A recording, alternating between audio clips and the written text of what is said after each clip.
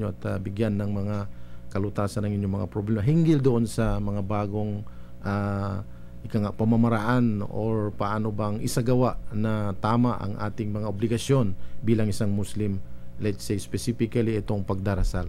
Ito po yung kasi kailangan actual performance or actual demonstration, hindi bale yung pag-aayuno, ay wag ka lang kumain, alam mo na, di ba? Wag ka uminom, okay, madali, di ba? Ang mahirap lang doon, yung tiisin mo yung gutom at uhaw. Pero sa pag-execution, yung paggawa, ay wag ka lang kumain at wag ka lang uminom, okay yun, tanggap na yun. Pero sa sala, maraming kang Sa pagbigay ng tsaka, ganun din na kailangan din guidance kasi yung tsaka kasi, yung obligadong kawanggawa sa loob ng isang taon, kung meron ka lang bibigyan ng zaka, tinatawag. Yun yung obligadong kawanggawa na 2.5% mula sa iyong neto, hindi gross. Take note ito mga kapatid, mula sa netong income, hindi gross. Kapag kumita ka ng 100,000, aalisan ka agad, hindi po doon. Kailangan yung hindi mo na kailangan yung pera na yun at tinago mo at naabutan ng isang taon pa. Kailangan inabutan ng isang taon sa pagtatago bago mo siyang kuhanan ng 2.5%. At yan hindi lamang pera, yan ay marami mga buried treasure, halimbawa mga pananim, mga gold o yung ginto, mga merchandise. So klase-klase po ang binibigyan natin. At hindi ito binibigay sa isang tao lamang, imam lang ganito, si ustad lang, no. Meron pong 8 klaseng tao na pwede natin bigyan, distribution of zakat tinatawag. So purposely itong zakat talagang para to enhance the community or the Muslim community. Kapag ito ginawa at sinunod ng mga kamusliman, ay maraming mga Muslim mayaman dyan di ba? Maraming mga business na talagang kailangan nila magbigay ng zakat. So pag yun ay talagang sumusunod sila sa pagbibigay ng zakat, abay siguro naman ang mga Muslim dito sa Pilipinas, wala tayong makikitang nandyan lang sa tabi-tabi nagbebenta ng mga bawal na paninda katulad ng nangyari dito sa atin. Hinuli nga dahil sa pagbebenta ng pirated. Nakakalungkot yan. So yan po ang mga outcome ng mga ating yung mga responsibilidad natin na maari maging solusyon doon sa mga kasalukuyan nating problema. Yung zakat halimbawa, maaring solusyon sa ating ekonomiya. Baka hindi lamang sa ating mga kamusliman dito sa Pilipinas, baka sa buong bansang Pilipinas ay maging solusyon yung ating pagbibigay ng zakat. Baka naman yung kiniklaim natin Sabay magbibigay ng solusyon, who knows? Inshallah na kung yan ay talagang naging ganyan ang pangyayari at tutulungan ng gobyerno ng Pilipinas upang maibigay ang legalidad ng pag-aari ng tunay na may-ari diyan, ay malamang-lamang sa ang ating ekonomiya ay marisolba ang ating problema tungkol sa ekonomiya.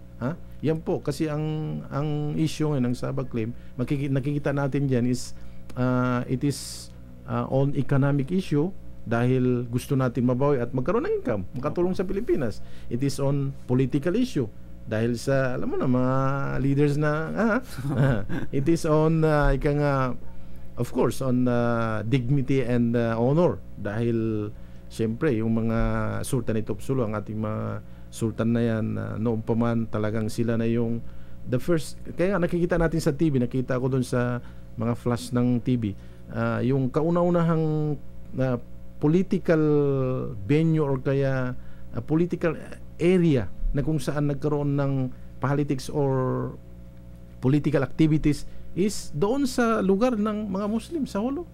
Kasi doon yung tinatag yung Sultan in Sulu ni Said Abu Bakar. So siya yung nagtatag ng political system kung paano ang pamamahala in line with Islamic injunctions sa Islamic jurisprudence. Kaya naman yung political system ng ating bansa noon hindi nagmula sa Luzon or sa Visayas, doon sa Mindanao.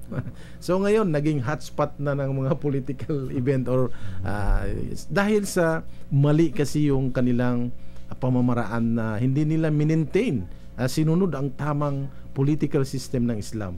Kaya hanggang sa na-incline at kinopya nila yung political system ng European, ng kung ano-ano. So hanggang sa nawala na sa manubir, wala na sa tamang kaya yun yung sinasabi natin na ang ang Allah Subhanahu wa Ta'ala, dahil siya yung may control sa lahat, At Masya Allah, pahinggil sa ating kung ano man ang kahinatnan natin dito sa mundo, pahinggil doon sa ating mga blessings sa ating ekonomiya, personally sa ating mga pamilya, pagkain natin, o nasa Kanya lahat yan, nakasalalay sa Kanya lahat. Dahil ang paniniwala natin mga Muslim, yung kapangyarihan ng Allah ay sumasakop sa lahat. Yung Kanyang omnipotent, yung Kanyang kapangyarihan bilang omnipotent siya yung kumokontrol. Ang Kanyang kapangyarihan ay umaabot sa lahat ng sulok ng kung ano man ang naaabot nating pag-iisip at nakikita. At yan ay kulang pa sa Kanyang kaalaman at kapangyarihan. So siya yung source of everything. Kaya ang sa aral ng Islam, tayo po ay palagi ang pinaalalahanan sa apat na bagay, relationship. Apat. Unang-una po, ang pinakamahalaga, ang relationship natin at ng ating tagapaglikha. Spiritual relationship. Yan ang important.